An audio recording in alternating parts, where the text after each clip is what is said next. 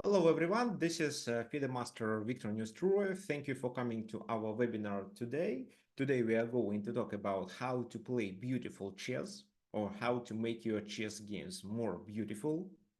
So mainly we will devote our masterclass or webinar to the combinations because the combination is the most beautiful thing in chess. Well, in my opinion, if you have a different opinion, please share your thoughts. Okay, so people are joining. I started today a little earlier than usual. So guys, if you want to play the game with me on chess.com just to warm up, you're welcome. Tell me your username. If not, I'm gonna play against someone else.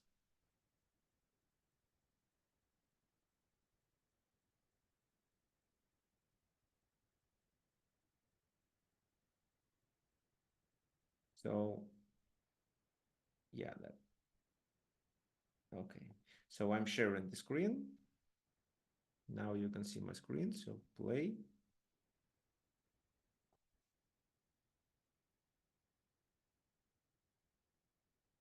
Okay, so and 3 plus 2. Let's play just one game.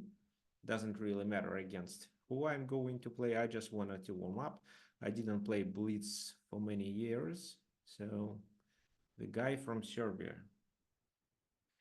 Okay, fine.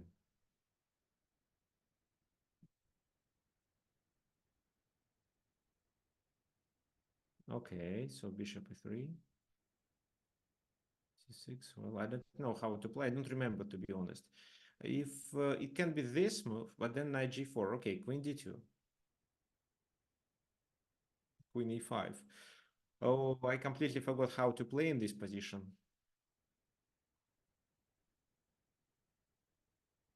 Because f4, knight g4 definitely.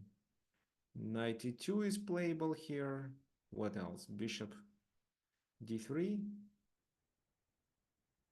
Bishop d3 is a tempo loss, so let me play this move just. Knight d7. Okay, fine. And then I want to replace my knight with a tempo.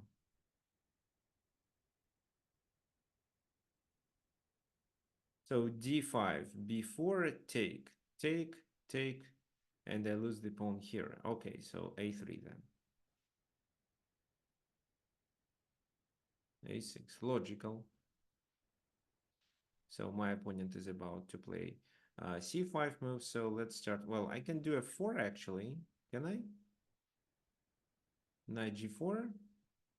No, f4, e5. Take, take. Okay, looks fine. Because f3 seems to be very slow. I don't think knight g4 is a good move actually, because, well, what happens if I chase it away just? Because if, okay, so, well, you're threatening with this move. I have knight a5 ideas, but the knight is the object of the attack there. Okay, fine. So let me first play h3. Knight f6. If I do this, if I do e5, knight comes there.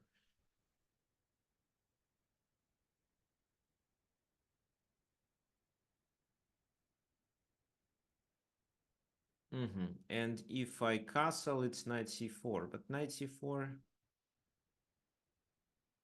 Okay, actually, let's do this. And if the knight goes there, I can go here.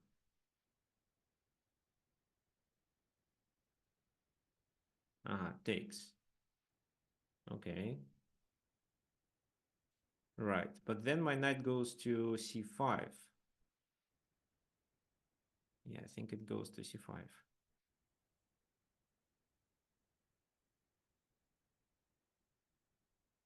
So ideally, I can replace it and try to attack. Okay, so this is hanging. Then g3.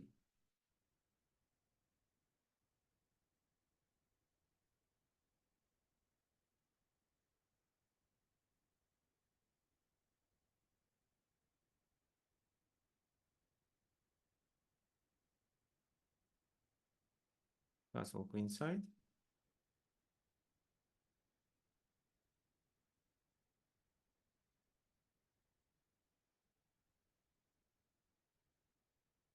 Okay, take it. Just so if I take pawn takes, queen takes, it works in my opinion because there is no bishop b7, right? If I'm not missing anything, rook b8. Yeah, rook b8 does make sense, but again, I don't think it fully works. I can capture here.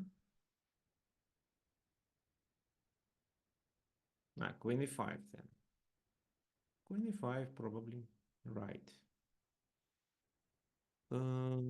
Bishop d4.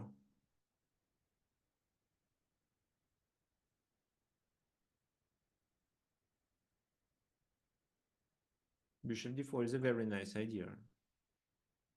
So what should I do then? Okay, let me play bishop c3.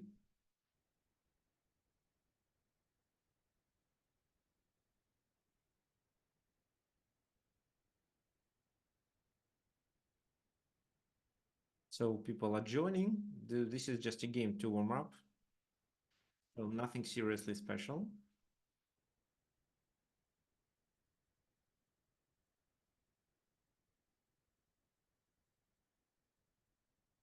This move.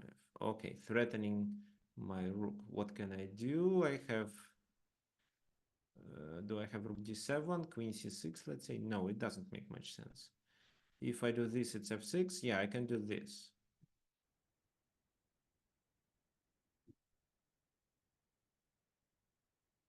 Right. Queen d7, queen c4, okay, knight e6 first.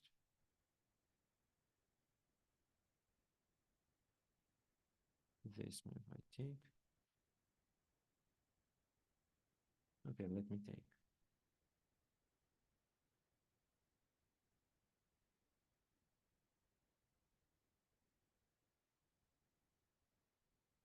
No, then e5 should be played, of course.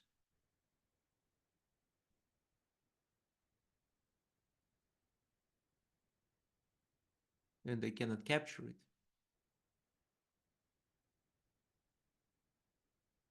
It's a pity.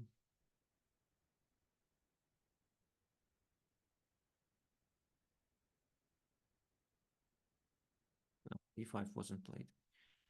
Okay, prophylaxis.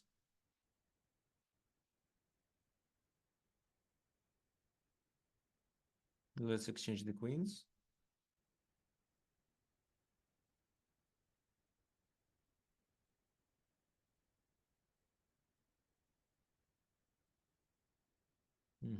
Okay, let's do like that.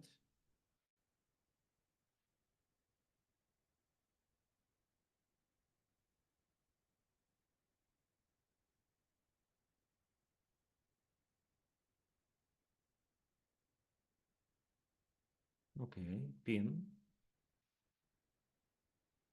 King f7 actually. Okay, king f7. Let me do this. So looks like he is tied down to this pawn. What can I do to improve? Is probably just this. Actually, b3 c4 is a good idea too.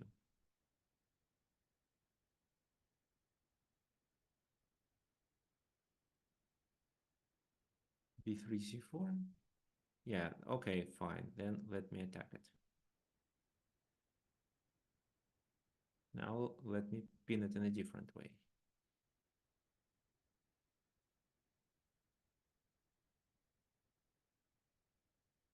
b3. I could play c4 right away, but I didn't want the bishop to escape to a4. Because in my opinion, this is what my opponent has to play right now.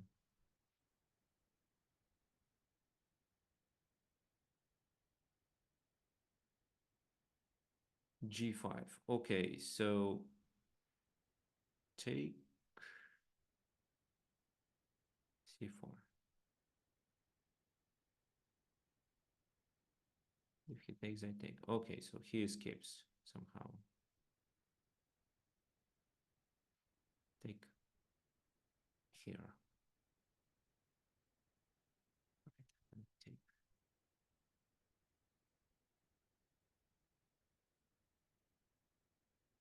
Okay, fine. So this.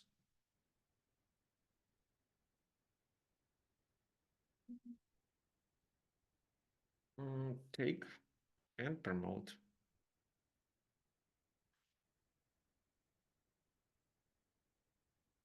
There is nothing that can stop me from promotion now. Okay, thank you for the game.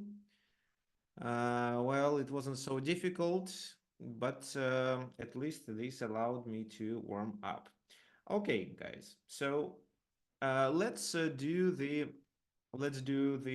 class that we prepared for today. So let me share the screen.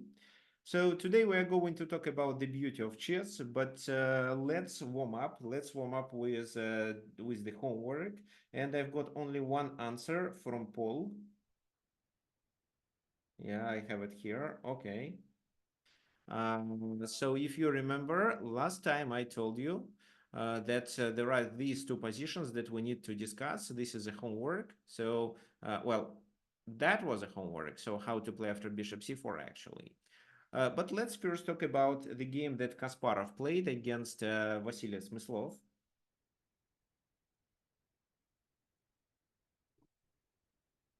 No. Okay, people are joining. Perfect. So the game that Kasparov was played against Vasily Smyslov, just for you to remind, last webinar was devoted to the how to play against weaknesses. So I was teaching you how to create weaknesses and take advantage of them, and that was a homework. So according to what Paul wrote in his message, the idea is to play c5. So Paul, I absolutely agree with you. Unfortunately, you and John also suggested c5.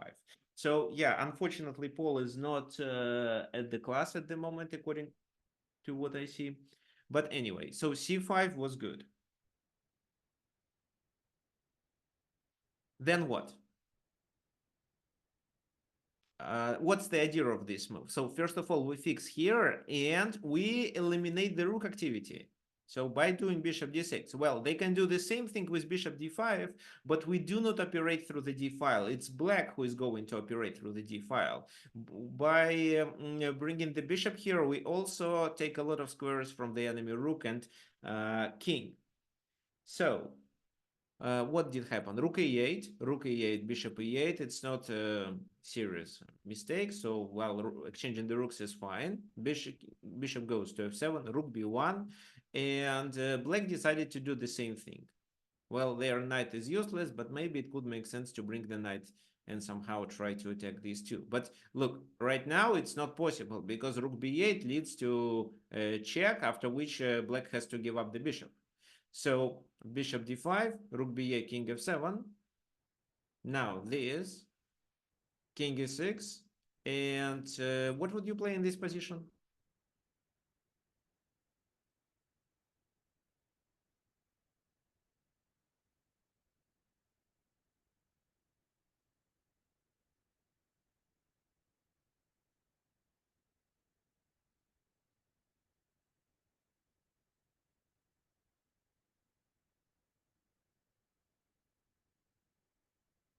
Uh-huh. Well, anybody else wants to suggest anything?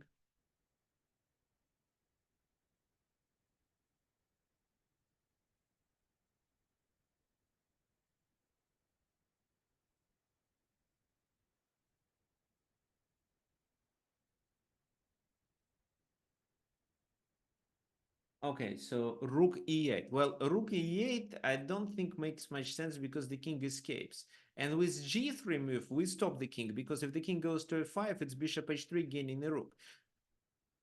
It was actually possible in this exact position to continue with bishop a6 and bishop c8 right away. However, Gary played g3 first with the same idea. I actually don't think there was a way to save the game. Well, maybe rook f7. But rook f7 means that after this move, at least after this move, f5 is a must. And here, take, king takes, bishop f5, which is definitely a winning position. The bishop pair and extra pawn, so it's technically winning. The game continued with g6, so he prepares for bishop h3 and f5, but now Gary played this move. And what black finally had to do? Well, they expect to lose the exchange with bishop c8 because this rook can be attacked with the rook on with the white rook too. That's why uh, black decided to get rid to sacrifice their rook right away. So they played rook takes d6 to capture at least one more pawn. And after that, the game is again technically winning. It's extra exchange, and Gary just realized his advantage. So rook e8 check. Then there is a pin. The king has to go back because if he decides to advance the pawn further, I think what would happen? Well, this knight b6. No, well, I think still this, and after knight b6, just take, and king f1. So the king stops the pawn, and yeah, and there is a pin. So there is not much that black can do in this position. So instead, they played king e5 back, f4, king e4, bishop goes to f1 to deliver f skewer, bishop goes there, king f2, knight b2, and then black resigned because they realized that they cannot advance the pawn further. For example, if they, well, I don't know, so it's white to move. Actually, what white can do? Well, at least rook b8. And after c4 move, we can just take on c4 because if bishop takes, there is a knight hanging behind, and if knight takes, rook takes here, and because the king is on f2, there is no fork that could potentially save the black's position. Okay, fine. So okay, once again, so c5 was the key move to fix the weakness on c6 and let the bishop occupy d6. So by playing c5, we made the d6 square weak in the enemy position. Now let's take a look at the second puzzle, well, not a puzzle, game fragment that I provided you. Well, guys, so I see there is an answer by Paul. He sent an email to me, but anybody else want to suggest anything in this position? So what do you think white should do? Okay, thanks to John. Anybody else? Anything that comes to your mind? So can you identify a weak square in this position and decide how do you take advantage of this weakness?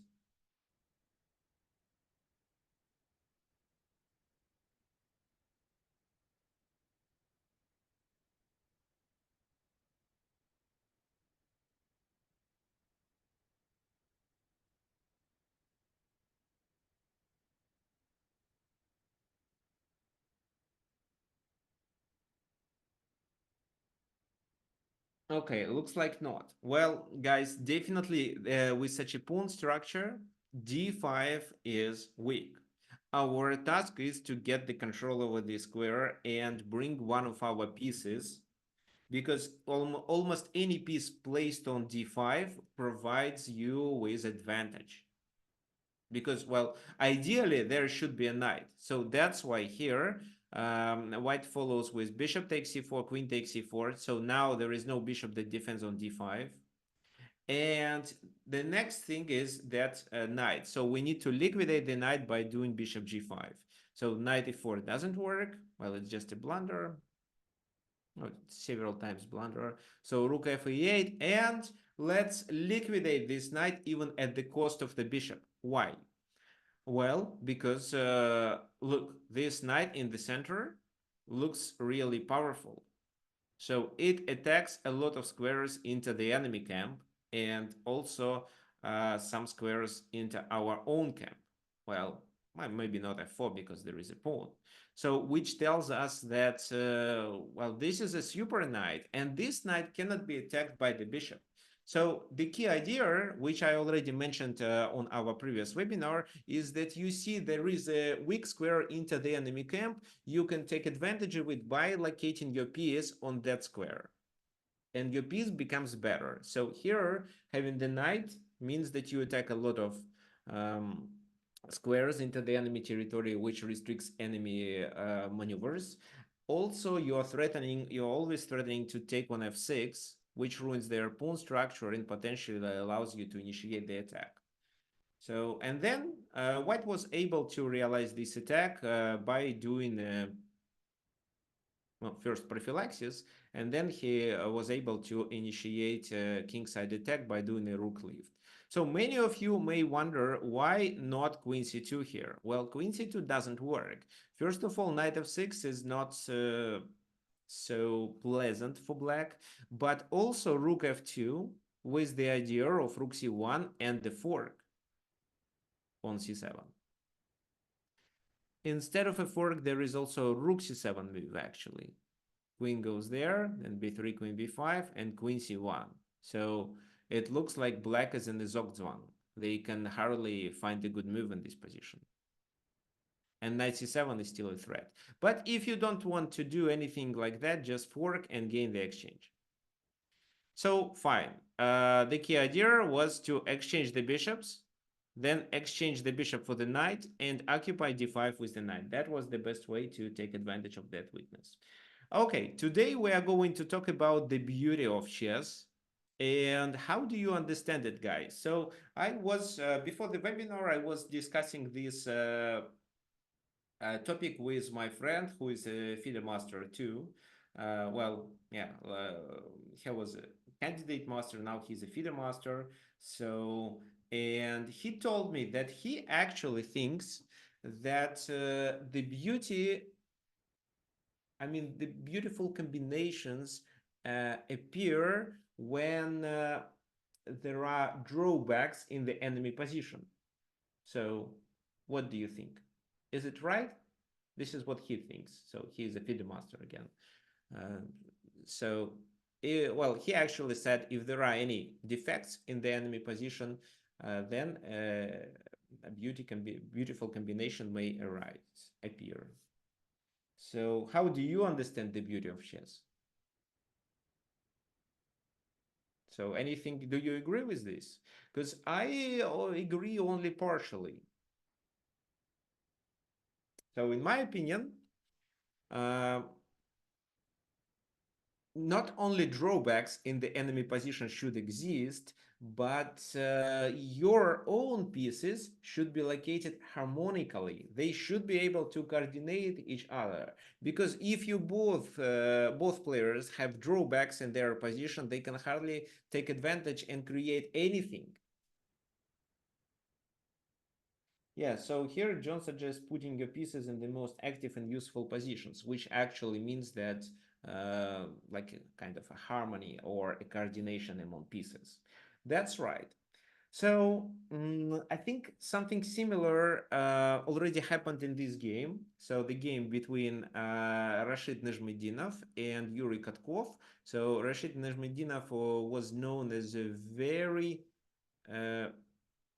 well, he was like local Mikhail Tal. So Najmedinov was originally from Tatarstan. This is a part of Russia, and well, chess players there considered him to be quite similar to Mikhail Tal.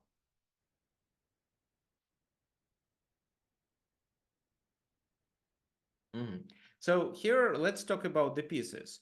Well, the knight in the center, however, it can be chased away. The bishop is attacking the pawn, which is protected. So probably it doesn't make sense to keep the bishop there, but actually the bishop plays a very important role. So this bishop is attacking the pawn, which is protected many times, and the sacrifice here doesn't work. Two rooks are located perfectly well, and the queen is also well placed. It can join the attack here or maybe here, maybe even take on d7, b7, I mean. Well, and many of you, including Joanna, suggest to play bishop c4, right? With the idea of doing discovered attack like knight c7, knight b6, knight e7, knight f6. I think only these two works, knight b6 or knight c7. So king h8, for example, and then what? Well, you can definitely enter the enemy camp, but how do you capitalize on it? Not clear. So you can instead enter the enemy camp right away, but again, it's not clear of how you can capitalize on it. If they play this move, which breaks the connection among these two pieces, then rook takes, bishop takes, and then bishop c4. Because if king h8 right now, there is rook e5. However, you only gain a pawn. No, it's still a winning position. I agree. So it's still a winning position because if rook b8, you enter the enemy camp. And now you're threatening to take on e5. And if they try to defend, well, they also need to defend g8 because queen g8 is a threat. So they probably play this move, but this is just a blunder because of queen d8. So actually, with this combination, you would be winning. So rook e7 does make sense. Okay. Anybody wants to suggest anything else here?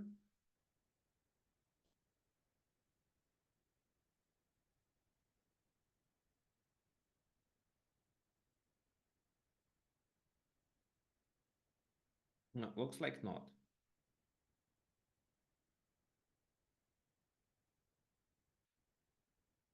Okay. Okay. Queen g3 by Joanna. Thank you. Yeah, but what's the purpose of queen g3?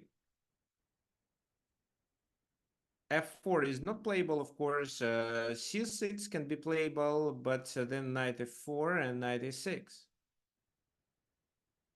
Well, actually, c6 deserves attention.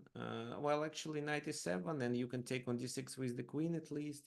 Well, yeah, so I don't think c6 makes any sense. I think they would continue with bishop e5, which is a bit annoying, but probably you can just take with your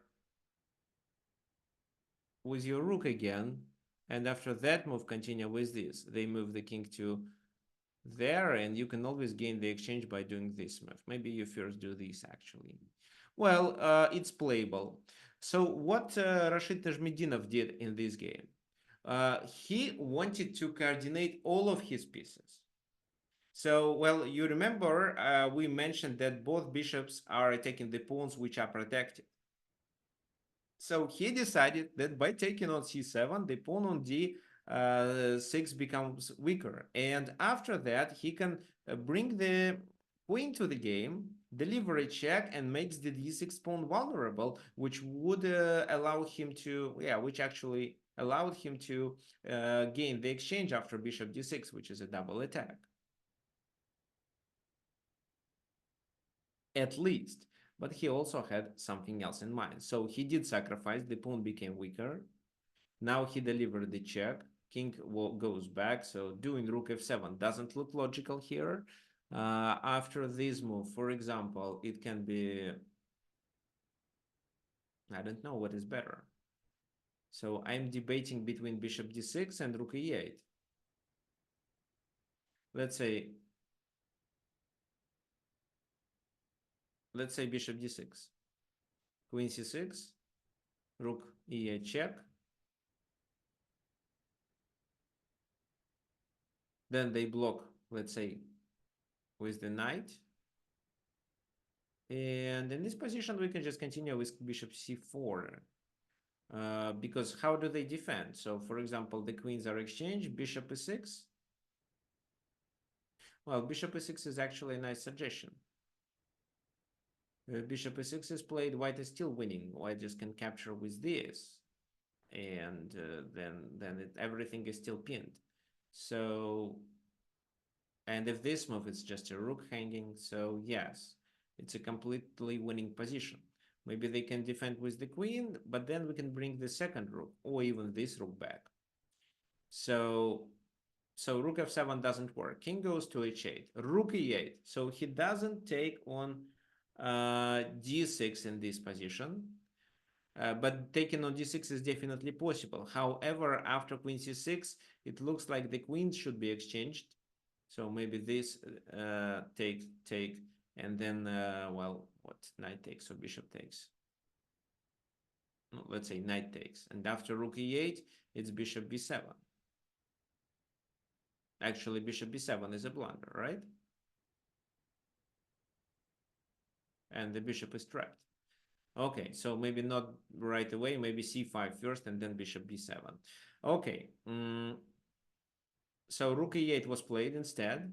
Knight goes to f6, rook f8, bishop f8, and so remember about these bishops. All pieces should be involved. So bishop b2, he's creating a pin.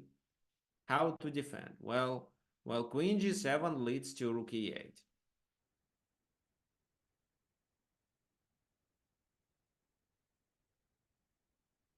And then it's this, threatening with take, and queen g8 mate.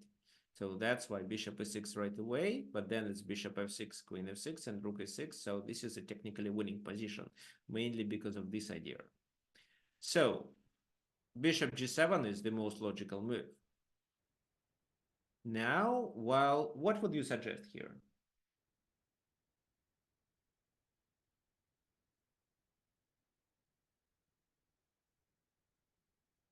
So guys, what comes to your mind?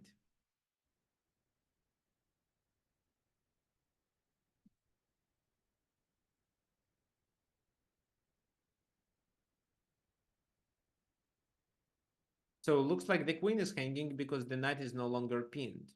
We can take then this, then we can deliver a check, the king escapes, we can deliver another check, but the king escapes to h6, after which I don't see how we can continue the attack. Yeah, this is what John suggests. So this, then how? Rook g8, king h6. Well, maybe we should somehow bring the queen, but again, it's not clear how. Well, let's say this doesn't lead to a checkmate, so at least they can play what? It's hard to make a move, but I'll try. So maybe d5, sacrificing the pawn, because now the queen starts working, and if this, it's f4. So bishop f6 doesn't look good. Anything else? Okay, there is something else. There is this move, which makes the queen poisoned, right? So if they take our queen, rook e8 is a mate. That's why they need to cover g7, because it's bishop f6 and queen g8. White is threatening with this. So bishop d7, they bring the rook. Now bishop f6, because there is no mate anymore. So bishop takes, and queen f7 threatening to take the bishop. So here, if just the bishop goes back, you bring the rook and the game is over. You're threatening to take here as well as to take here. And they cannot defend anything, because if this, queen takes g8. So queen d8 was played. Now, your turn. What would you do?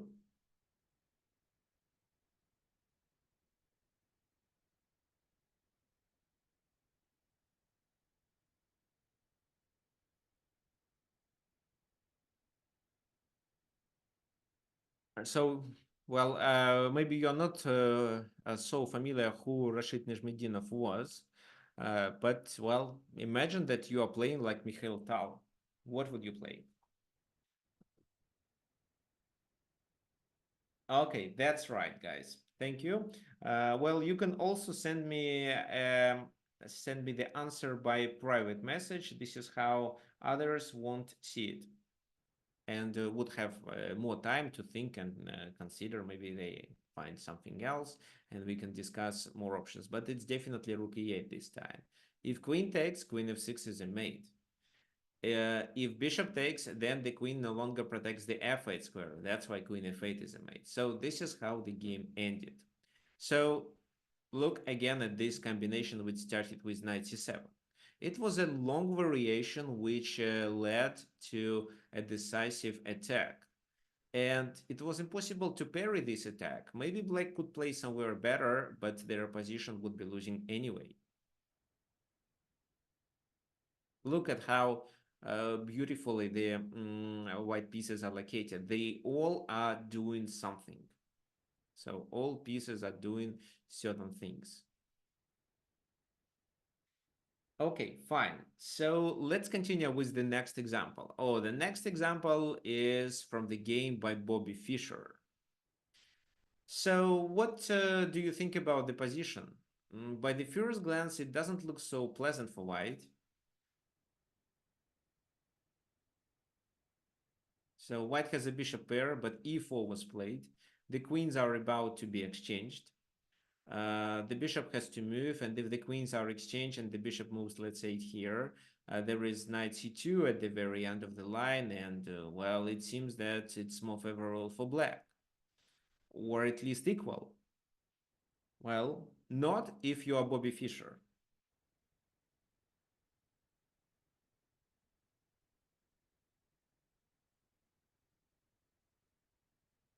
So what do you think?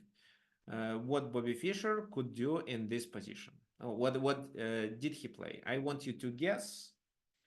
Well, I want you to I want you to think and try to decide what you should do to make your pieces active. And also, how do you take advantage of your piece's activity? Maybe there is something that helps you to bring this bishop to the game because it's not doing anything. This bishop is under attack, so if we decide to sacrifice it, then how? If not, then how to keep it alive and not blunder the pawn on c2.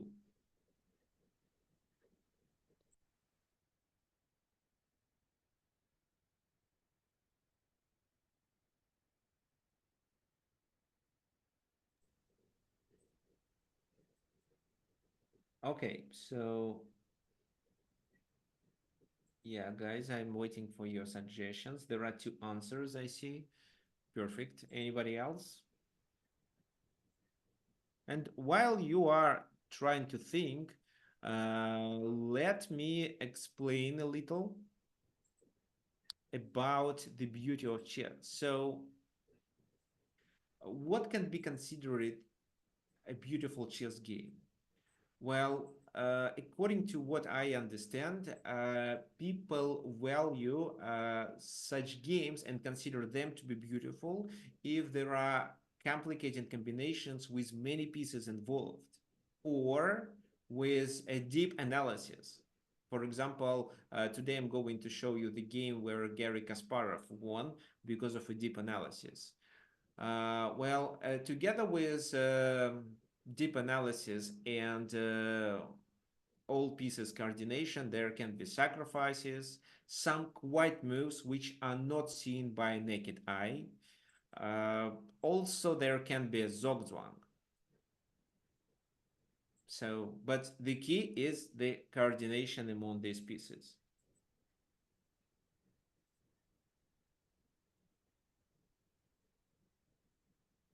Even if it's a tricky maneuver, the game can be considered. Did you know actually that in some tournaments there is a prize for the most beautiful game or for the most beautiful combination? Unfortunately, I never received such a prize. Some of my games were beautiful, but I would prefer to play more effectively. So, I'm going to show you where I, instead of playing logical chess, decided to initiate a beautiful combination and how I was punished after that.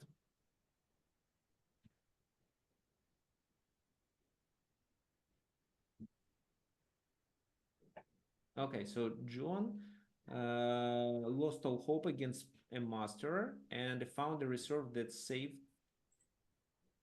the position starting with pawns. Okay, now let's talk about your answers. So John, bishop c3. Bishop c3 is one of the options. Well, bishop c3, the queen is pinned. This move does make sense. So what do I expect black to play? Well, probably queen g3. Then rook g3 or h takes g3 is a must. So probably this move, attacking on g6. Then knight f5 with a temper. And if you take there, I take there. And your f7 isn't so effective. So maybe you do this, but then I play d4. Okay, bishop b4, knight takes g3, and it seems that black is better in this situation. So bishop c3 doesn't work so well. The next answer is bishop a6 followed by rook b1. Well, I don't understand it because at least queens are exchanged, and then I just take it. So it doesn't make much sense. Bishop a5, interesting, but again, the queens are exchanged. So let's say rook takes, then I take here. After this move, I have knight e2, knight g3 with a check. So maybe it could make sense to capture with the pawn instead. But then I still have this. Bishop takes there.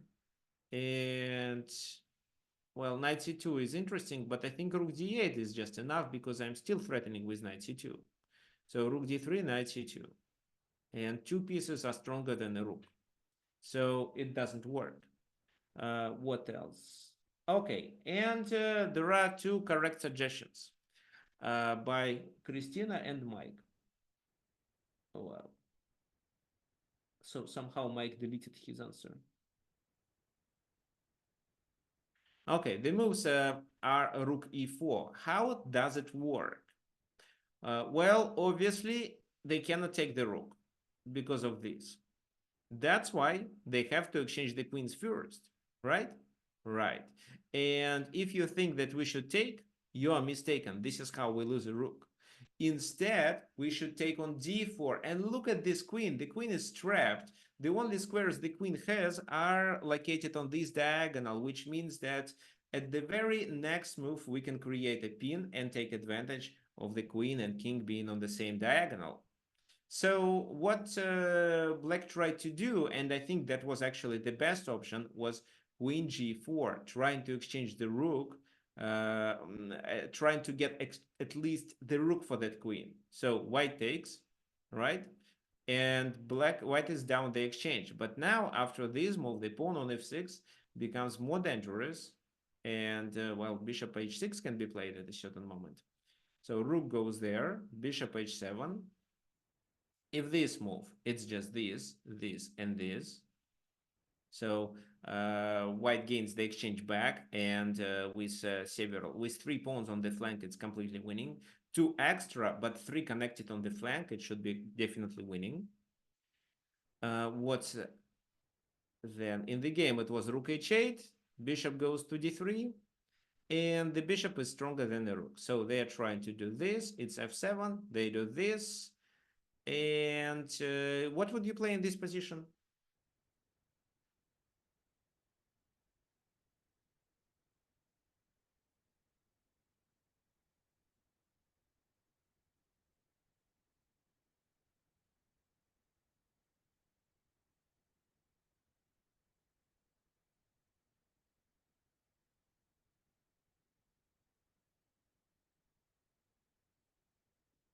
How do we save the pawn on f7, or what should we do with this pawn? So, because if we just play bishop to g6, well, bishop g6 is actually playable.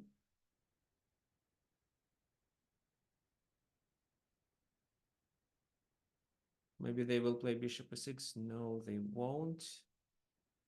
So bishop g6 is playable, but there is a better move that provides whites with a decisive advantage and makes the position obviously winning.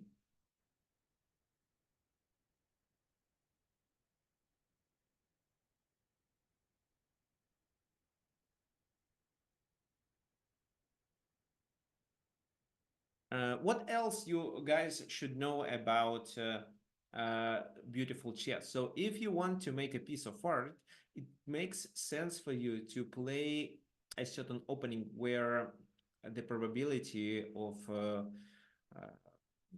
tactics or some combinations is much higher. For example, it can be open Sicilian positions, including Can Sicilian. Well, it can be King's Indian, for example, too. Also, well, King's Gambit, why not? But King's Gambit is not a sound opening. So if your opponent plays properly, he is able to equalize. However, if you're a club player, you can keep doing it. Also, I would recommend Evans Gambit. I would definitely recommend Evans Gambit.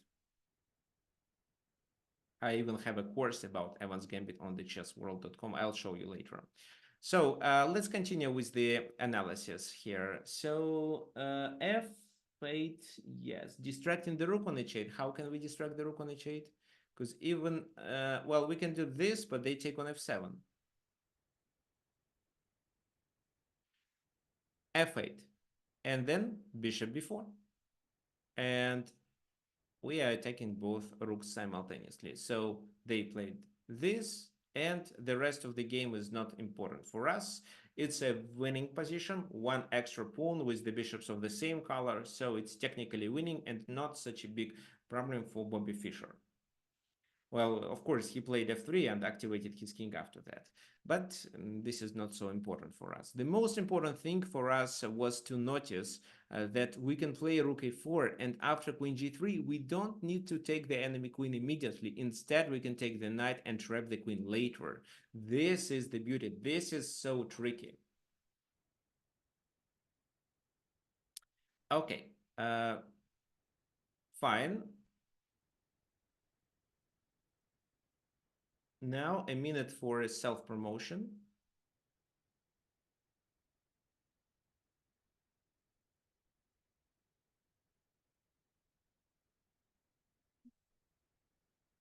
You remember I was talking about Evans Gambit course. So this is the one.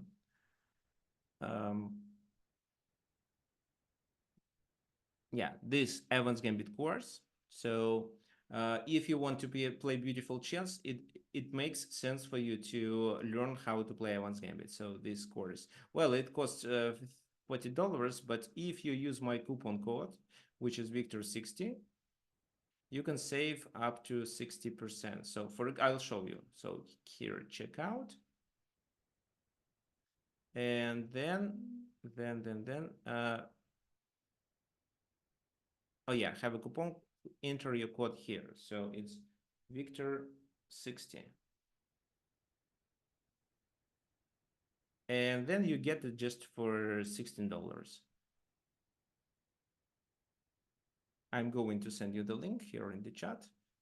I play Evans Gambit myself, not in every game, but when I think that my opponents are not prepared against it, and especially in blitz games. So this is the link, and the coupon code is Victor60. Also, if you want to support me and support my webinars, there is a link that you can use to donate. So it works easily. You click donate.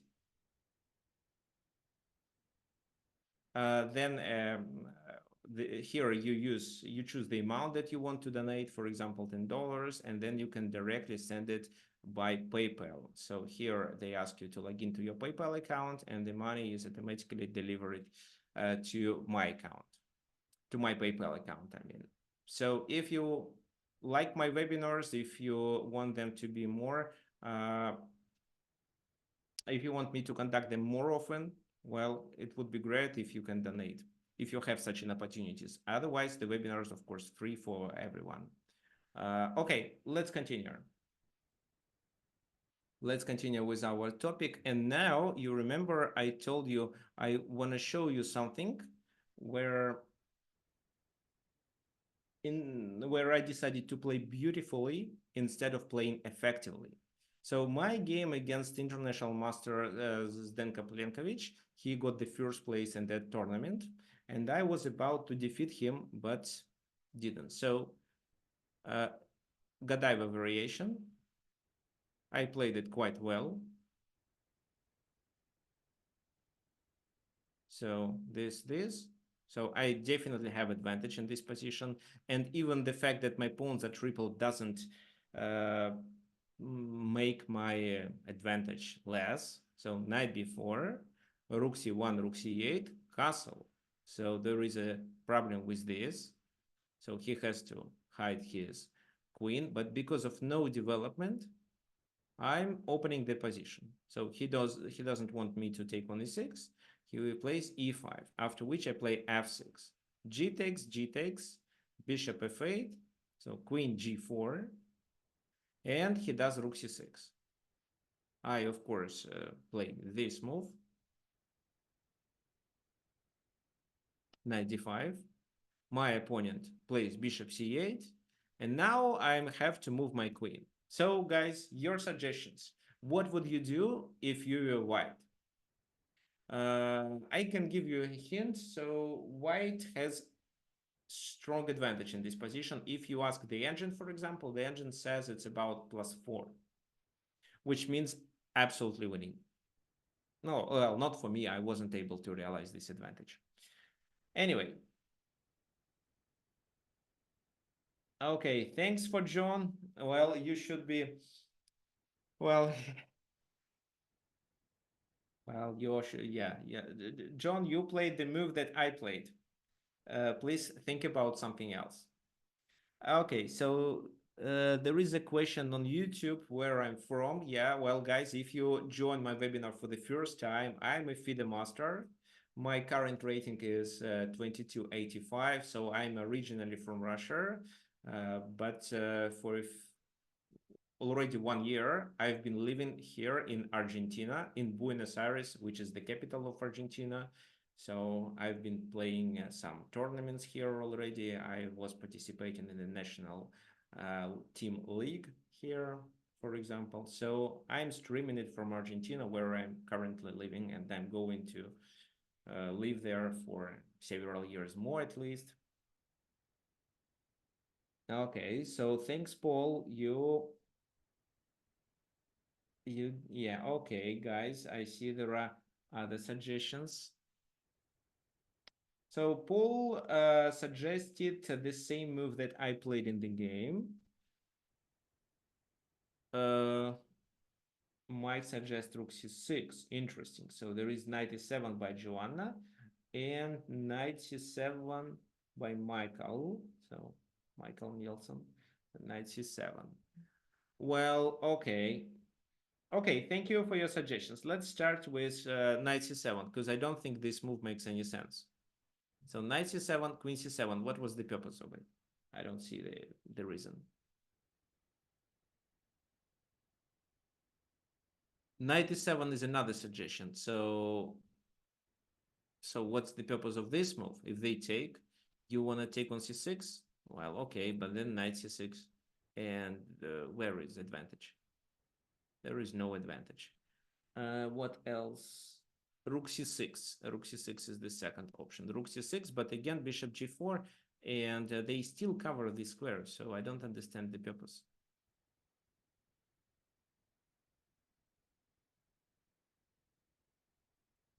Queen g5 is a good move too. Yeah, queen g5 can be played here. I played queen g7 like the majority of you suggested. So what does queen g7 do? Well, so I had a brilliant idea. I thought that this is a queen sacrifice. So he takes, well, I expected, well, he definitely takes on d5 first. If he took on g7, I took here. And this is what I expect. So I'm about to promote a new queen. He has this or that. If he plays rook g8, I have knight f6. The king, well, if the king is 7, I take here, so king goes there. And in this position, I take, and I still have enough time to move the knight back and play g8. So doesn't matter how he plays, but I still promote. That was my original idea. If he plays rook f8 move, I don't remember what I had in mind, but it's still winning. I can play knight f6. He goes to e7, let's say. And then I play bishop g5. Yeah, that was my other plan. And now what? So well, the king has to protect this rook. If he goes somewhere else, well, he cannot go there. Maybe here I take on f8. So, and I'm also about to play knight h7, which does a double attack of the rook on f8. So I can take with the pawn and promote.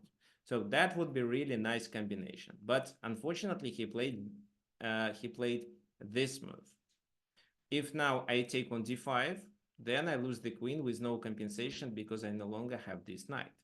I can take on c6 here, but it's not enough. So that's why I played this. Then he takes there. I took here, knight f1, and after bishop f1, I'm up the exchange. I did calculate this position, but what I missed was that after that he has queen e7, and then he invades my king. So looks like white is winning because of extra exchange, but unfortunately not, because my king is weak too. And with queen e3, so I couldn't save my position. So he started doing checks, And then it's just a repetition and the perpetual check. So we agreed to a draw. What I should do instead of doing queen g7? Instead, I should just play queen g3 and keep adding pressure. So, for example, how does he play? If he takes on d5 this time, I can take the rook right away, because after that I take with the queen. So if he, knight c2, this is what the engine suggests, for example, then queen g7 may work, because my knight is still alive and they cannot get rid of it. So queen g3, and I would keep adding pressure to his position. But I played queen g7 and the game unfortunately ended in a draw. Now let's talk about the game that Garry Kasparov played against his opponent, against Anatoly Karpov. Well, now guys, so imagine you are white, so you are Garry Kasparov. Let me check when this game was played. It was 1986 in, no, okay. So I don't, the game was played in 1986. Okay. So white to move.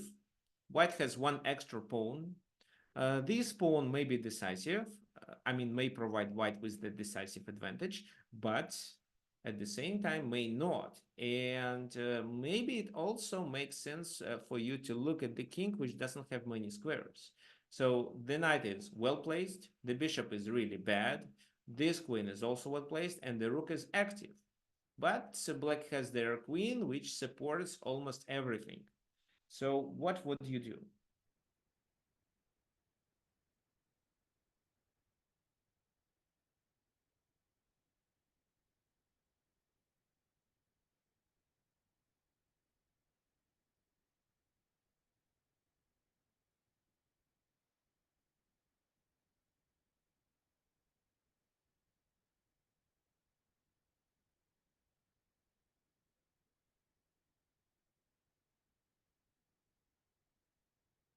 So maybe the first move is quite obvious for you, but I'm not sure if you understand the whole concept. Okay, Joanna, can you please remind what's your FIDE rating is, if you have it? If not, just chess.com rating.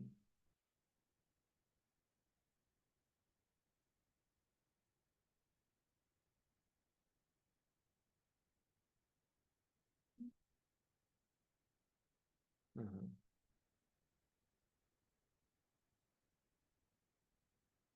No, well, John, thanks, but I asked Joanna Christina about her rating, so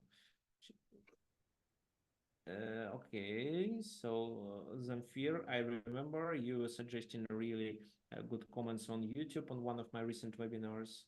Okay, so looks like, guys, you all suggest knight d7, according to the comments that I see. Knight d7 with the idea of knight f8. Well, you're right, but rook d4, knight f8, well, here he definitely cannot go to h8, right? Because in such a case you do this, and then you're threatening with this, or at least you're threatening with this. And the point is that the king cannot move away from the back rank.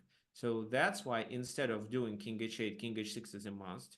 That was obvious for most of you, and definitely for Garry Kasparov. But how to continue? The king is on h6. So we would, if we would somehow place our queen there, we would definitely take advantage of it.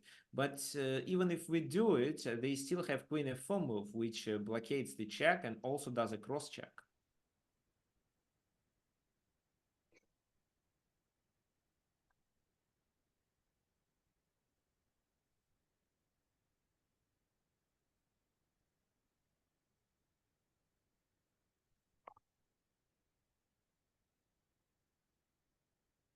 Okay, so then knight f8, and then exchange the rooks. How to exchange the rooks? With what? Rook b4? Okay, there is also suggestion of f4, but how f4 is possible? What if they just take with the queen?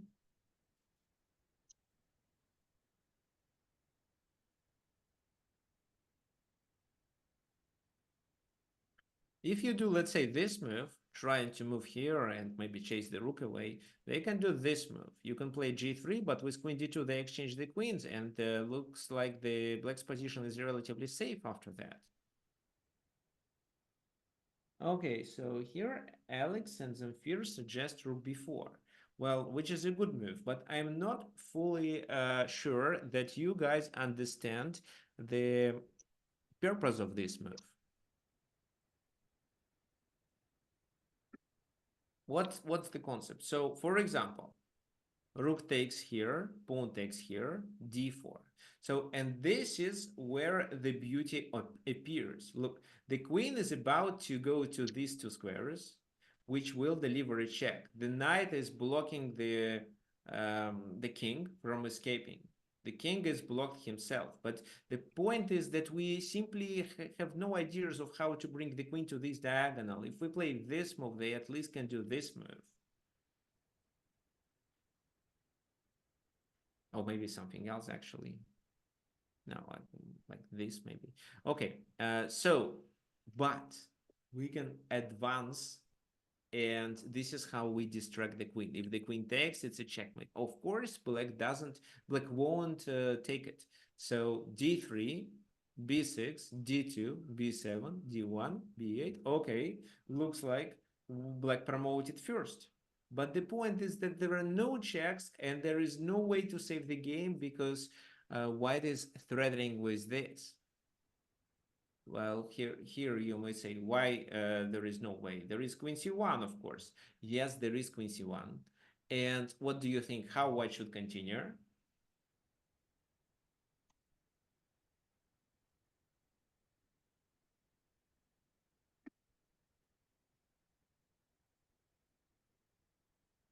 Well, f4, f6, they cover g5.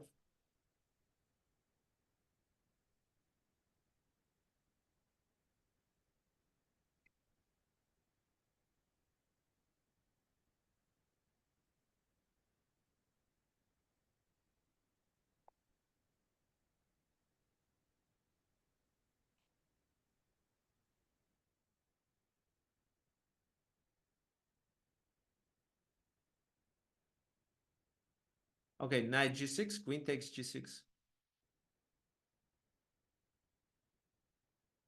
Wait. F4, f6, you cannot play queen c7. It's a blunder.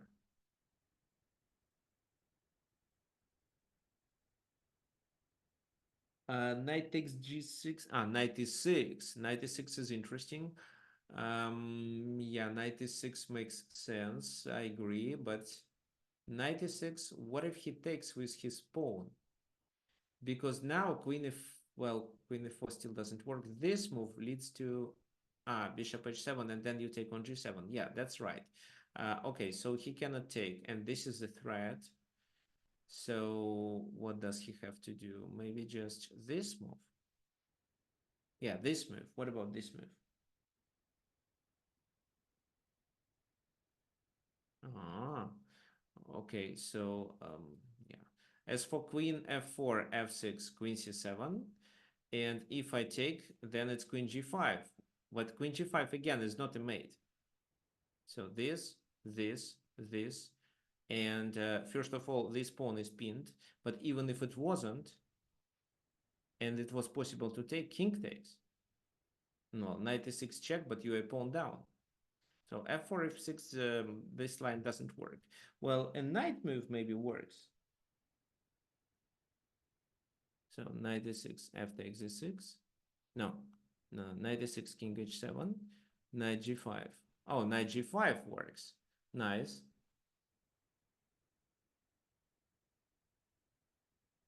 Yeah, knight e6 would work. Gary had in mind a better move. It's knight g6, gaining a piece right away.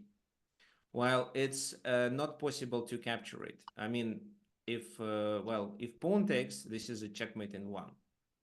If they have something else, it's still queen h8 because the king cannot escape. So he not only gains a piece, but also threatens a checkmate. Maybe that was a possibility to save the game, to not lose, but even this move is losing too.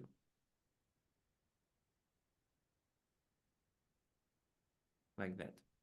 So queen takes, queen h8, queen h7 is the only move, and then queen g takes g7. This is how a checkmate is delivered. So this queen is pinned. That's why it cannot capture the queen on g7. With this nice combination he had in mind. That's the reason why Anatoly Karpov didn't take this rook, but played rook c4. But even this move didn't help. Pawn takes, rook takes, pawn takes, queen d6, threatening with this. So there is no bishop h7 move. That was the other idea. Why this move? Why not something else? Because otherwise they could play bishop h7, g6, and escape. So, but this is really perfect. However, c3 stops it. Yes, c3 does stop it, but there is this move.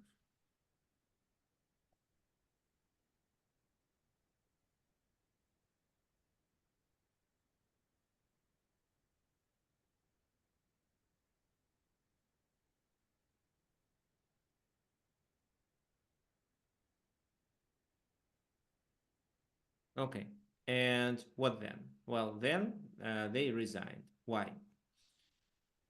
Because queen e3 is coming, obviously. And if bishop h7, it's just queen takes a3, and this is technically a winning position. So queen f4 check, g3, well, and that's it. So queen f5, for example, check here, and after g5, everything is exchanged. So just the a pawn is promoted. That's why Anatoly Karpov resigned after queen d4 already. There was nothing he could do to save the game. So because of rook b4 and the whole idea based on it here, Gary was able to win. And this is what he had in mind. Rook takes b4 and this checkmate with two queens on the board. Okay, fine. So let's continue. The next... I have. Yeah, you have a question?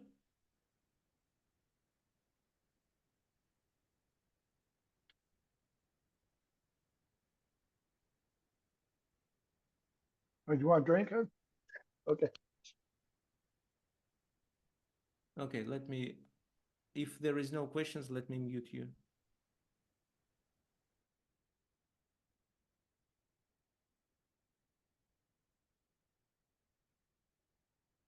Okay, fine. Let's continue. So the next is this. This is the game that I suggest to play. It's white to move. It looks like the position is materially equal, but the king is out of the place of action. So you guys are going to play it with white pieces against me, and I'm sure you definitely have winning chances. So who wants to play? Let me...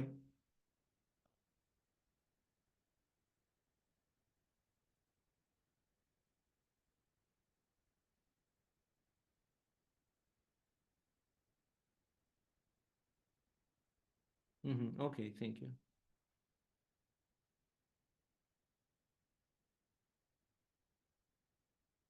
Okay, let me share the screen again. The whole screen. So we are going to play on chess.com. If you you can tell me your username. So play.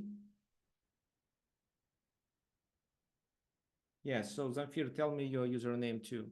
Or maybe it is easy if I create a link. So okay, so first of all, it's custom, not standard, but custom position. Then the time control is 15 plus 10. Here I use this.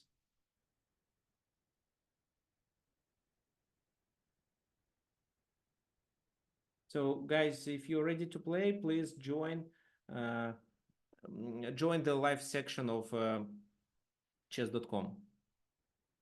So I'm going to play with black pieces. So here, let's say parallax.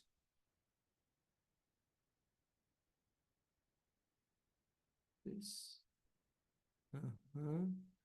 So in white link and play. So in white link for you. So please click on this link. And make sure to make the first move within 30 seconds. And the second move too, I think.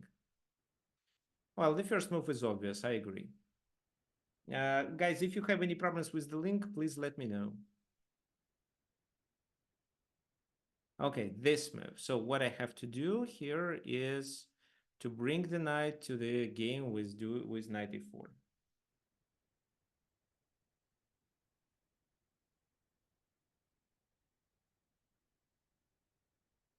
But I cannot move my rook, which is a pity, because then rook f8 mate.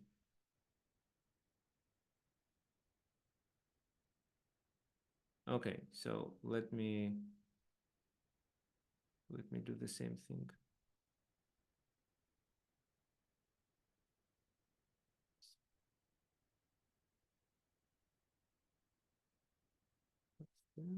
Okay, perfect. The second game starts.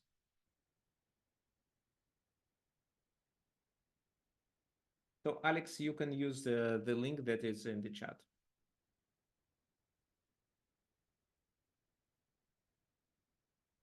And here I take on c3.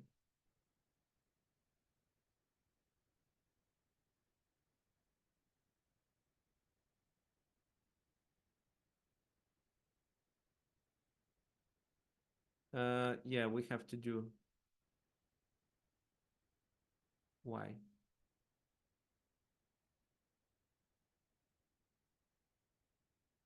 Why do we start from this position? Maybe I sent the wrong link. Okay, so the rook is attacking me. Yes, Joanna, what's your username? Okay, so I cannot take the pawn because of bishop g7. So let me just do this. Okay. So I'm going to do new game, then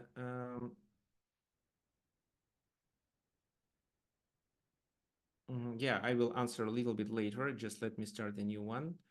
So 15 plus 10 and this and then this. Oops, no, not this. I'm playing with black pieces against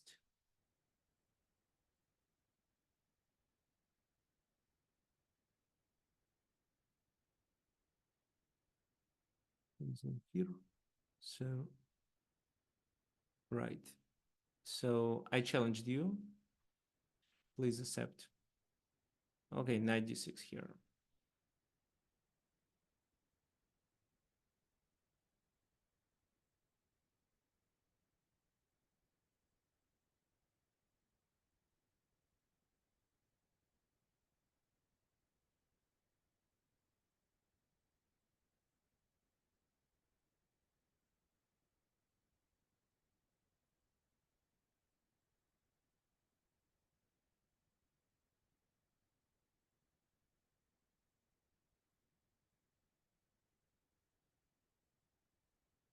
It doesn't work. Interesting. Why? Are you in the live section?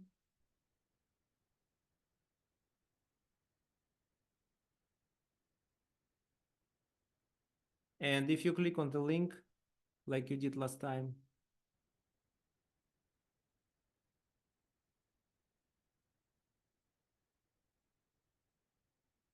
okay, so John is challenged.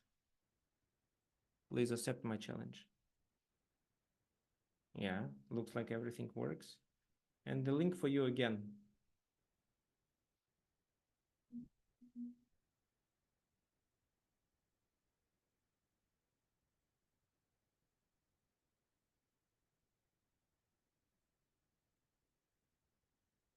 No, why we play from here? Okay, finally it works.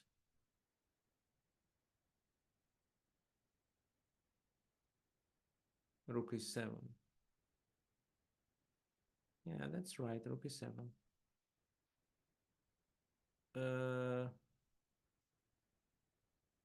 Let me bring the... Oh, I can play knight f7 in this position, can I? Oh, no, I cannot, of course. But I can play rook e8 to save. Yeah, let me do rook e8. this. Okay, 94 anyway. Rook g7, king h8.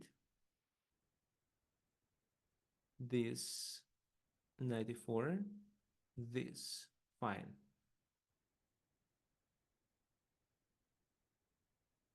Knight c4. Oh, knight b5 maybe. Let's do knight c4.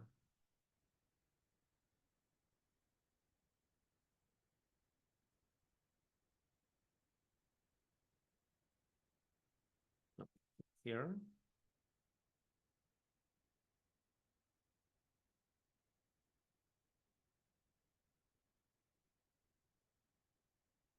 Okay, I can also challenge Alex. Oh, c4. What's the purpose of c4? What if I just take it? Okay, king g7 is a must. f3. Nice. So f3 is a good idea. But there is no checkmate to my king. So what can I do because of that? I can deliver a check here. King goes to h2. Looks like it's not so promising. Knight f2 doesn't really work.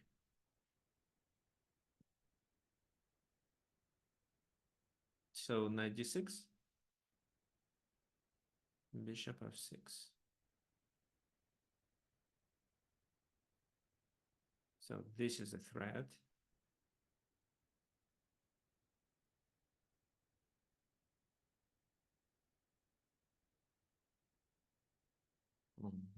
This is the concept. Okay.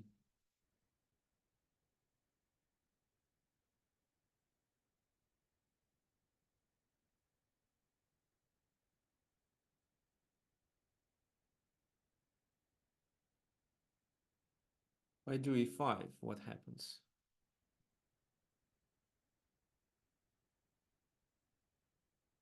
If I do this, rook h7.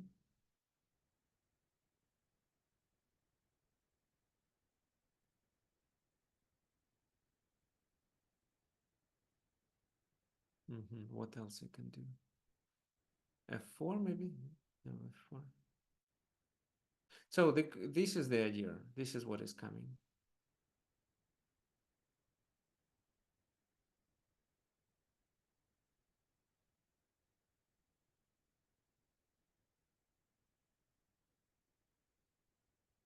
I can play h6, this, rook takes, king f7, rook h6.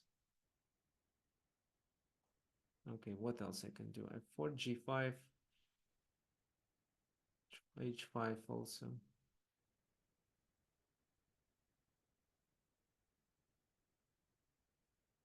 If e5, it's rook d5.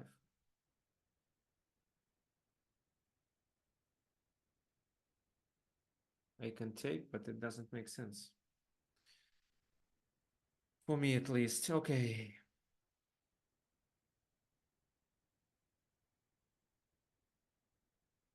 Okay, so let me play h5 here. Rook is 6.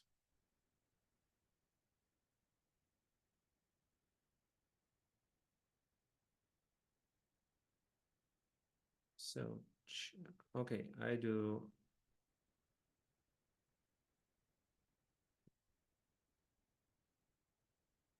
king here. Rook g7 in this position. Rook g7, king goes back.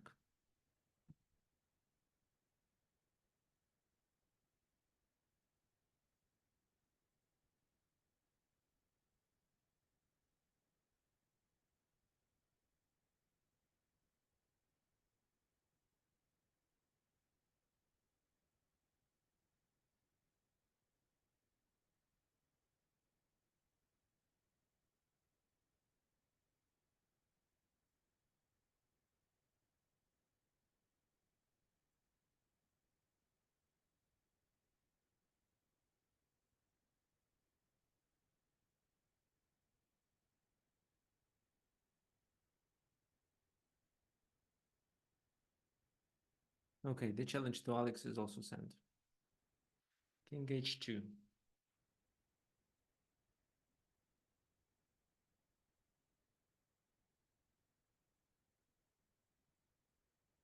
Yes, I sent the challenge to you, Alex.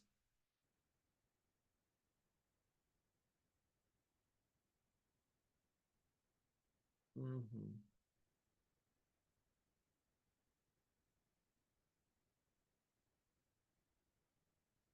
F4, rook goes here, then knight goes there. Looks interesting.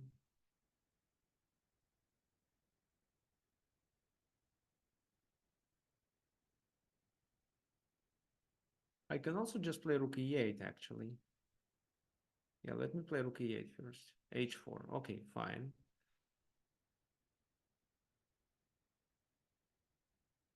It's a good idea to play such a move.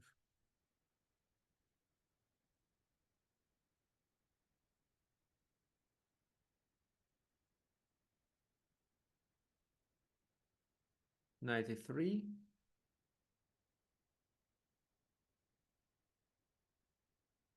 Okay, it's time to activate my rook.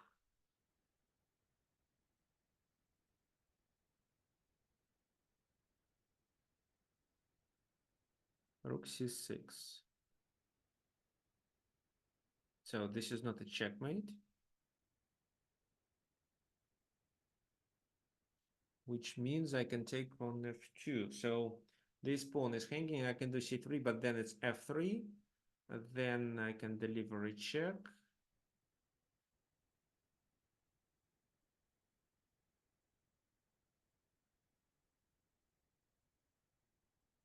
Then I lose my pawn. Okay, so I can do this. Uh-huh.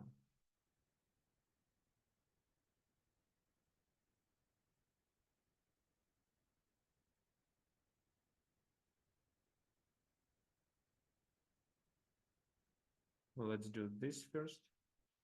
Okay, I can advance to c3, but then f3.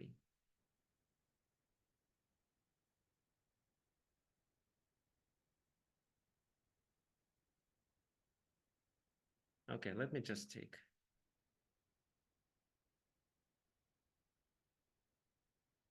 King goes there, so there is no mate. Rook b2. King goes there, so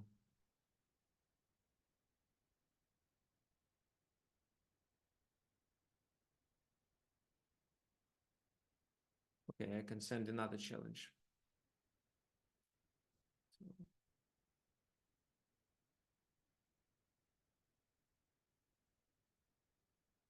So,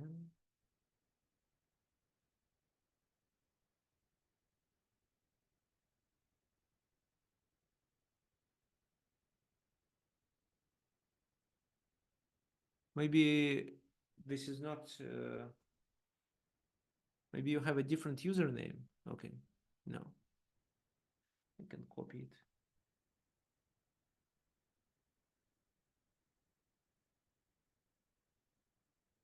No, I cannot find you. Maybe, well, can you please check what username you have? Maybe you are not on a live section of chess.com at the moment.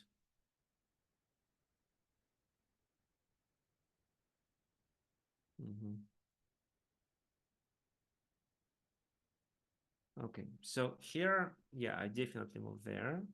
Here, this, okay, fine. Can I save this pawn? Unlikely. Ah, I can push it to c3. Yes. Okay, so probably the king comes to my camp.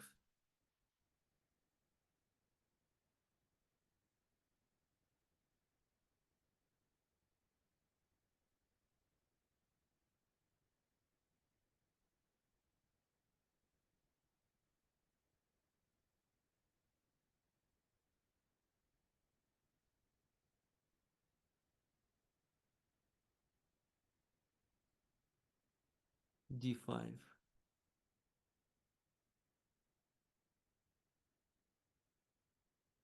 Yeah, let me attack it.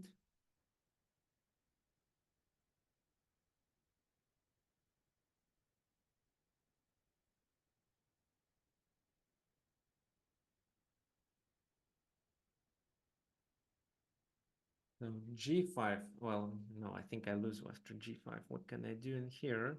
So knight e2, king g5, knight e3, knight g3, I mean. No, it doesn't make sense. So d4 just. Rook g6. Right, right, right. Then I played this move. So king f6 is coming with king f7.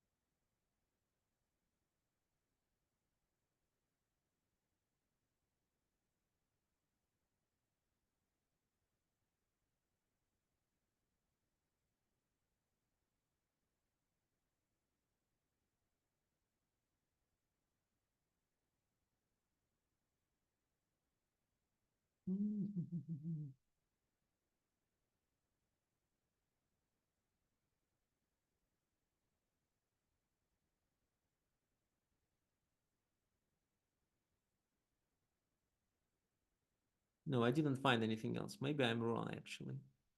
Okay, 93.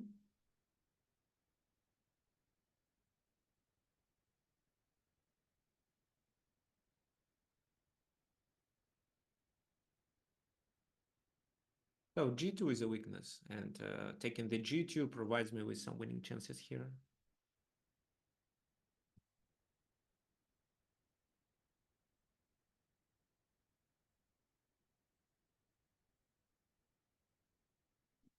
Bishop g5, right. So if I take with my rook, then my knight is always hanging. So I need to take with the knight, but then the king escapes.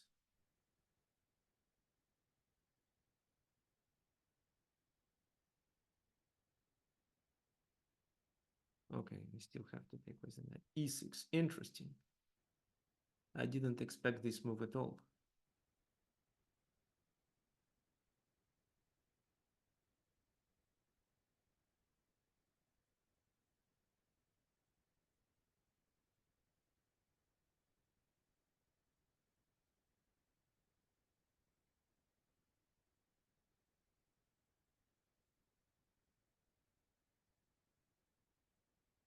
Knight g3.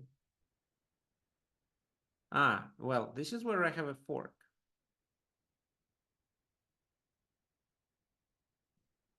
94 is a fork, so I win here. Okay, thank you for the game. This.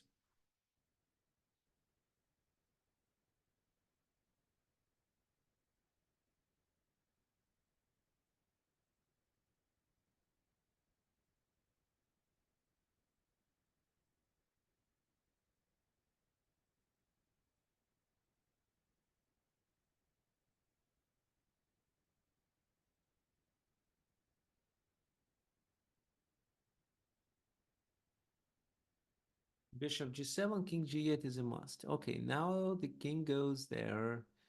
Oh, okay, so what do I have? F4 is interesting. Take, take. Looks like doesn't make much sense. So 91 does make sense.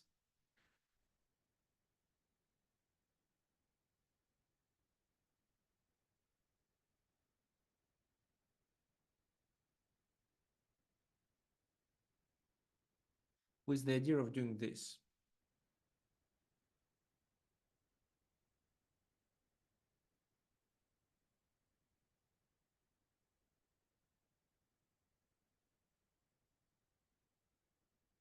Okay, and this is the other game. So well, e7, king f7, this is my goal. And if king f6, I have knight h5. I'm gonna play knight h5 anyway. Now, if bishop takes d4, I take on e6. And it seems to be okay. But the king can go to h6. However, I don't think it's so helpful.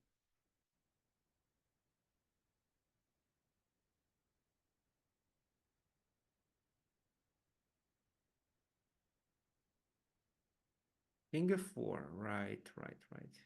And with this move, you want to enter my camp.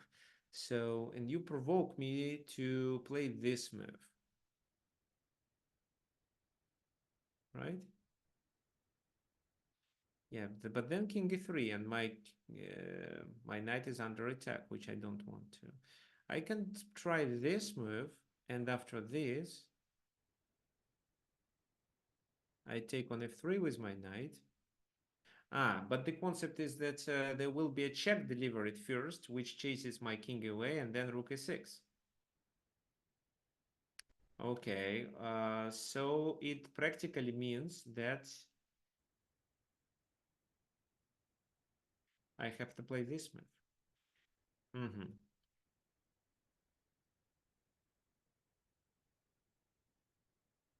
So here I can take on e6. I can also play knight h5 move, if knight h5 makes any sense.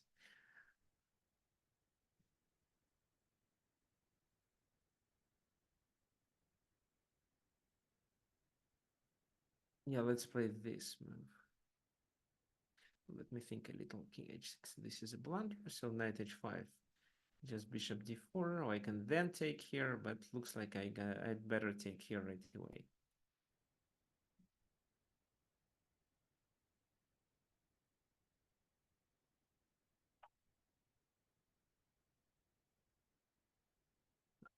So rook h5. Yeah, it's very logical.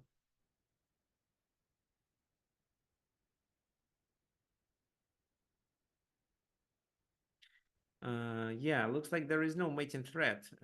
So I can check this, the king goes there. I can also check here, and the king still goes there.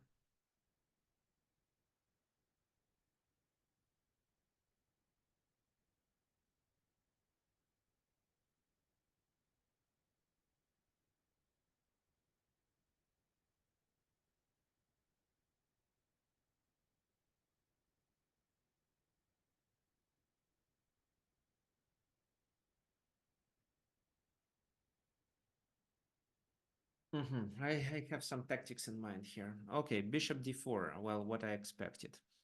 Okay, so rook g7 can be played. Well, knight h5, then it can be g4, but g4 isn't a big issue. h6 no longer makes sense. What else?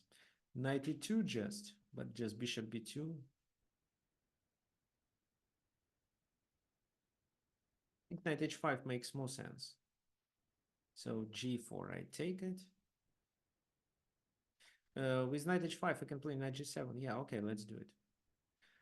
So here I have a very nice idea, which I think is actually very nice. Maybe it's not a nice idea. It's this. It's f4 move.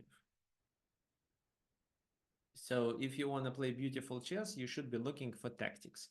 And guys, some updates for you. I am going to release a new course on Chessable regarding how to improve your tactical vision.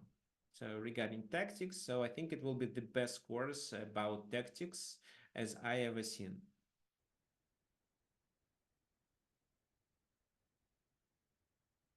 It's definitely one of my best courses and definitely the best among tactical courses that I have seen. So let me explain the idea of the pawn sacrifice. Bishop takes. Okay, so g4 was played. Okay, later, I will explain later. So take.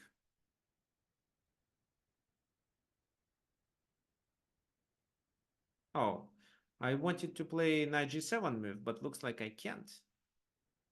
Oh, it's a pity, I missed it.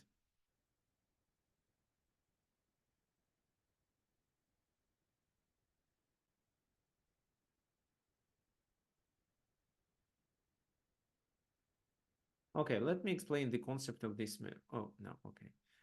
Well, because I have only one square, sacrificing the knight doesn't make much sense, so knight g3.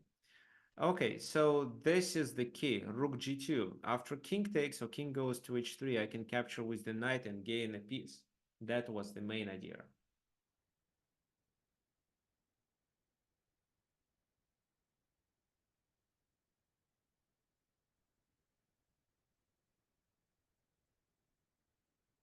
If the rook was somewhere else, this strategy won't, well, these tactics wouldn't work. But because of the rook on h5, there is a knight fork that parallax blunder it, unfortunately. No. Okay, so king h6.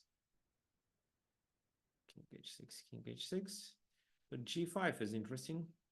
So I lose this pawn on h5, on h7, I mean.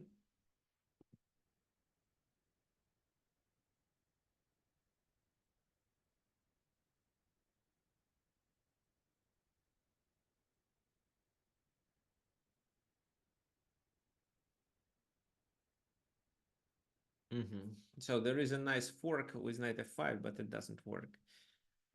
So what do I have here? Well, rook h7 isn't coming, but this move is coming, after which king f7 and king h7, which is a bit dangerous.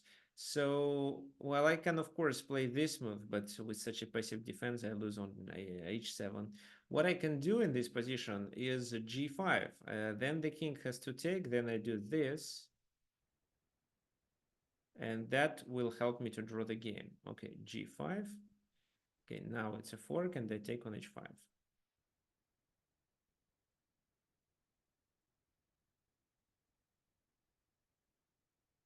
Right.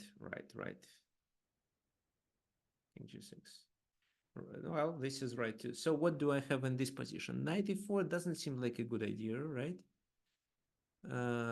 So instead, I can play rook g6.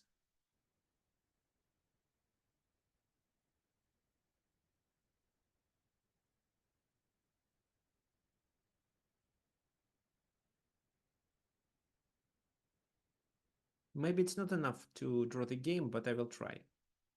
I'm definitely not playing for a win in this position. f4, f4, so here knight f6 check, and then I can occupy f5 square. So yes, if the king goes there, I think I can just exchange and draw the game. If the king goes there, then it seems that I have to play knight e4. There is no better move. Well, with knight e4, I'm threatening with rook h6. And this is, of course, winning, because my next move is king f5, and then I'll be using zugzwang idea.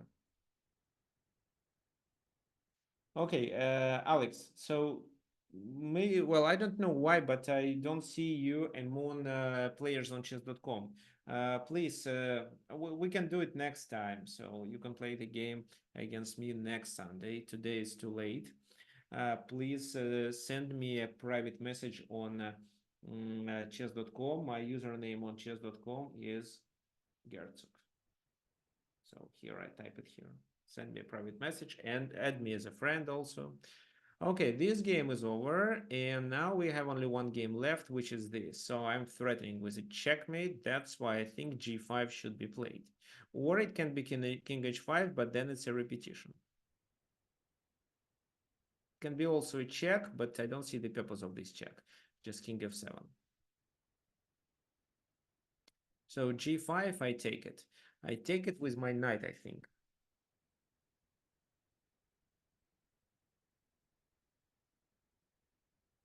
So I can also offer a draw, for example.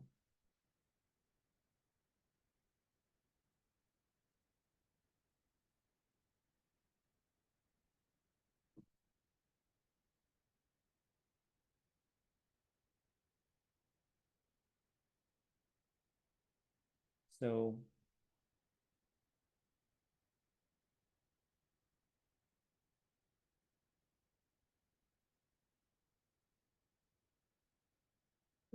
yeah, this move makes sense. I agree.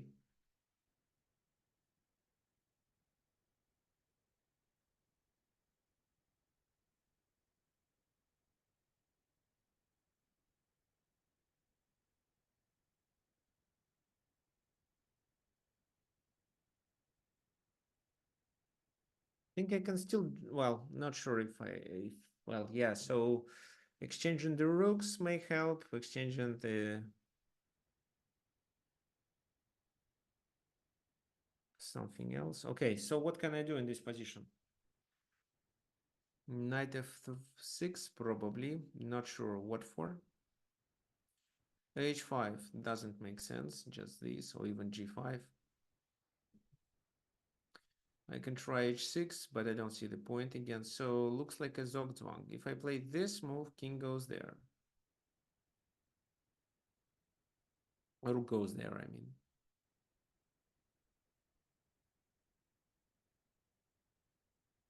Yeah, h6 makes h6 is a blunder because of this, and then I have no knight f6.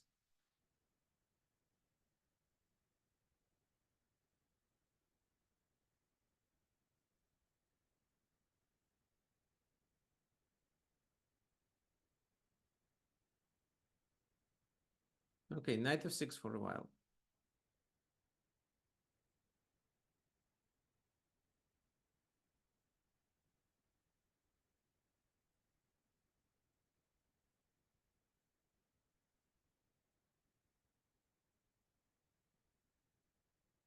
Oh, by the way, those of you who are waiting for homework, let me send you here.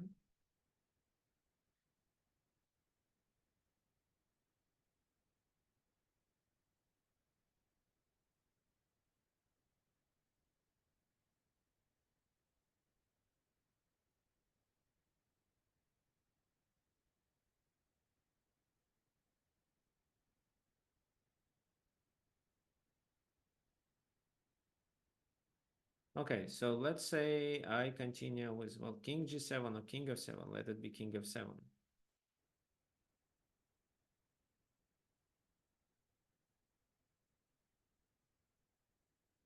Then g5.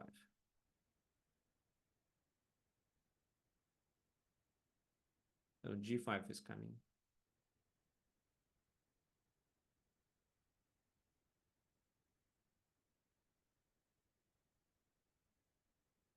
Okay, let it be h6 then.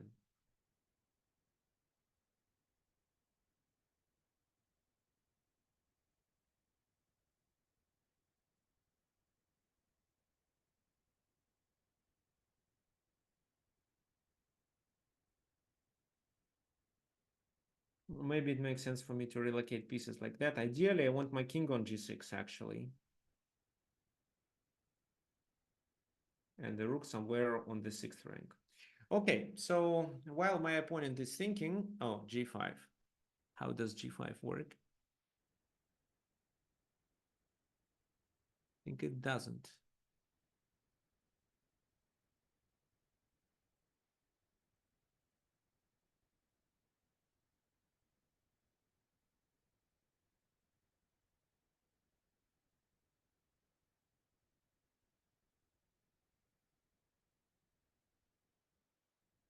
So knight h7.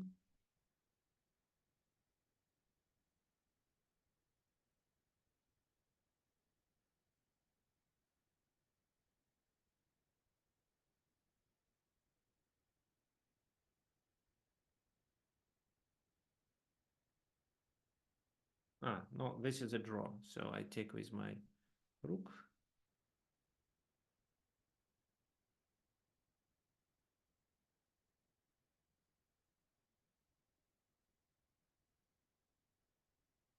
And this is a draw. So we don't need to play to the very end.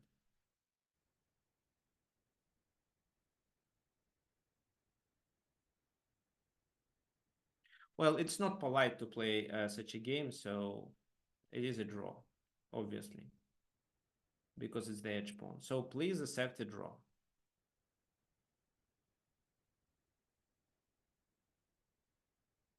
Because you are just wasting our time. Okay, fine. So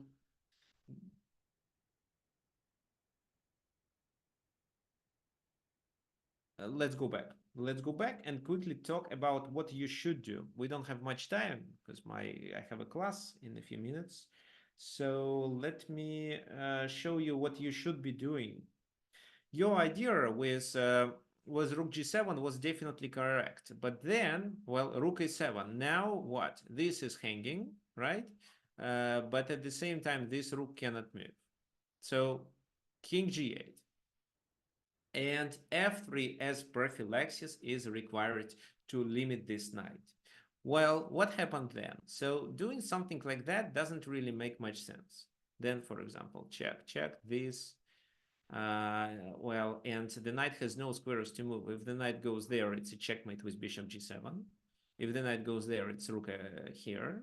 If the knight goes to h5, then this knight is trapped. Well, rook f8 is always a threat. That's why it's not, the c3 is not hanging. And after knight h5, I think it's g4. And this leads to, well, okay, take. This leads to a knight trap. So this is how white wins. That's why instead of playing something with the rook, they played knight e8 to save the knight position, because now it's possible. King h2, knight d6, rook g7 check, king goes to the edge, and rook d7 with a temper. The knight cannot stay there forever, so it goes somewhere to b5, for example, to capture these pawns. But it's already too late, because white has a king maneuver which allows white to checkmate in this position. So which king maneuver I'm talking about? Do you see, guys?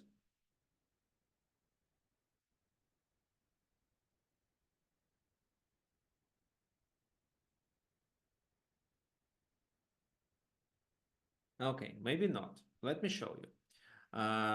It's king g3. So, well, it's hard to suggest any move for black. Let's say they take. This is what happened in the game. King f4, knight b5, king f5, and then king f6. Now, after the king goes to f7, there is a checkmate with this move. Now, let me show you. So, for example, knight d4, king f7, bishop g7 is a mating threat. You may say, okay, there is rook g8. There is rook g8, but after rook d8, it's still a checkmate, even if you don't take it. So, but if you take it, it's a checkmate on g7. So, actually, this maneuver with the king, your king g3, king here, king there, and then to f7 wins the game. And there was nothing that black could do. Something similar happened in my game against Christina, but my knight was better placed, because Christina was wasting tempi before doing this king maneuver. That allowed me to relocate my knight. Okay, guys, and you have these two positions as the homework, this fragment from the game of Mikhail Tal, and this, maybe you already know it, the game between Yuri Averbrak and Alexander Kotov. Okay, so if you have any suggestions regarding our topics of our future webinars, you're welcome. So, and I want to remind you that if you want to support me and support to my webinars, you may donate using this link. It's really easy. Just click donate button. There is a pop-up window where you enter the amount, for example, $10. Then you click to the button PayPal, and the money is automatically, after you log into your account, the money is automatically transferred to my account on PayPal. So I appreciate all donations, and especially the ones that you guys did, Michael and Paul. Thank you. So, well, if you have any other suggestions, well, by the way, you can also support me by purchasing this course if you want to play rapid, if you want to play beautiful chess and you don't know which opening to start, Evans Gambit is a good suggestion. Also, send me a friend request. So this is my profile, and see you next weekend. Any questions?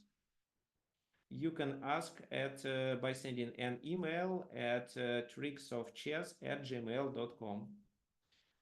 Also, tomorrow I'm going to send a summary about the webinar as well as the recording and the homework to your email. So check it and send me the answers for the homework. We are done for today. Thank you for coming, and see everyone next Sunday.